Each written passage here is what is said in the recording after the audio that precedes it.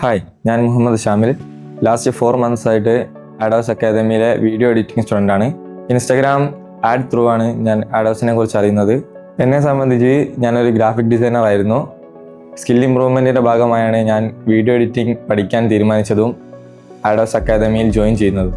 പിന്നെ faculty side ആണെങ്കിൽ വളരെ നല്ല സപ്പോർട്ടീവ് ആയിരുന്നു, ഹെൽപ്ഫുൾ ആയിരുന്നു. ഇൻറ്റിഗ്രേറ്റഡ് വീഡിയോസിലായാലും പുതിയ സോഫ്റ്റ്വെയർസിലായാലും പോർട്ട്ഫോളിയോ ബിൽഡ് ചെയ്യുന്നതിലും എന്നെ ഹെൽപ്പ് ചെയ്തിട്ടുണ്ട്.